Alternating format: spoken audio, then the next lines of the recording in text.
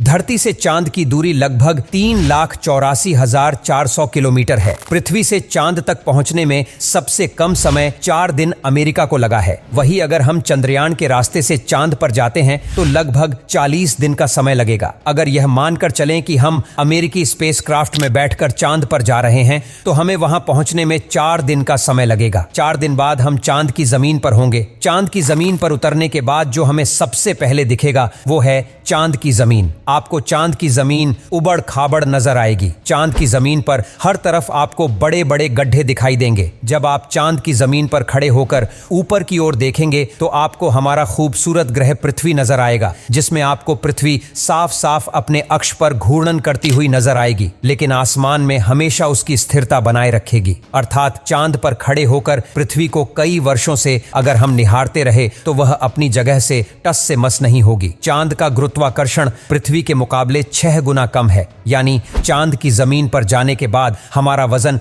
6 गुना कम हो जाएगा। यदि पृथ्वी पर आपका वजन 60 किलो है तो चांद की पर आपका वजन केवल 10 किलो ही रह जाएगा। यानी चांद की जमीन पर उतरने के बाद आप अपने आप को काफी हल्का महसूस कर रहे होंगे। आप इधर उधर आसानी से उछल पाएंगे। इसी कारण नील आर्मस्ट्रांग जब चांद पर चल रहे थे तब उछल उछल कर चल रहे थे, क्योंकि चांद पर पृथ्वी की तरह चल पाना संभव नहीं है। चांद की सतह पर नील आर्मस्ट्रांग और उनके साथियों के कदमों के निशान आज भी मौजूद है, क्योंकि वहां पर हवा न होने की वजह से वह निशान मिटा नहीं है। फिर थोड़ा चलने के बाद जब आप चांद पर इधर उधर देखोगे तो आपको बहुत सारा कचरा पेपर, बहुत सारे क्षतिग्रस्त सैटेलाइट और बैग्स मिलेंगे। यह सारा कचरा हम इंसान ने ही फैलाया है। यह कचरा इतना ज्यादा है कि 5 ट्रक भर सकते हैं चांद पर कचरा, और यह पेपर अंतरिक्ष यात्रियों ने फेंके थे, जिसमें उनकी मानव मूत्र और उल्टियां हैं। अब आप चांद की जमीन पर खड़े हैं तो आपको सबसे ज्यादा खतरा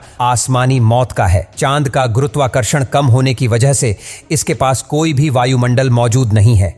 वायुमंडल की न मौजूदगी के कारण वहां पर रहने वालों के लिए उल्कापिंड से मरने का खतरा लगातार बना रहता है। यानी आप चांद पर खड़े हैं और पता नहीं कब एक बड़ा पत्थर आसमान से गिरकर आएगा और आपकी मौत वहीं पर हो जाएगी। यही वजह है कि पृथ्वी से देखने पर जो चांद पर काले धब्बे दिखाई देते हैं, असल में वे धब्बे नहीं गड्ढे हैं, जहां पर सूर्य की रोशनी नहीं पहुंच पाने की वजह से वो धब्बे नजर आते हैं। सूर्य के बाद आसमान में सबसे ज्यादा चमकने वाली अगर कोई चीज है तो वो है चंद्रमा। जब हम पृथ्वी से आसमान की तरफ देखते हैं तो हमें नीला दिखाई देता है, लेकिन जब चांद से आसमान की तरफ देखेंगे तो हमें नीला नहीं बल्कि काला दिखाई देगा। यानी आप जब भी ऊपर आसमान की तरफ देखेंगे तो आपको लगेगा कि आप काले आसमान की दुनिया में आ गए हैं। अब चांद पर खड़े होकर आप बहुत बोरिंग फील कर रहे हैं, और हम मजाक नहीं कर रहे। अमेरिकी अंतरिक्ष एजेंसी नासा ने वर्ल्ड रिकॉर्ड में अपना नाम दर्ज करवाते हुए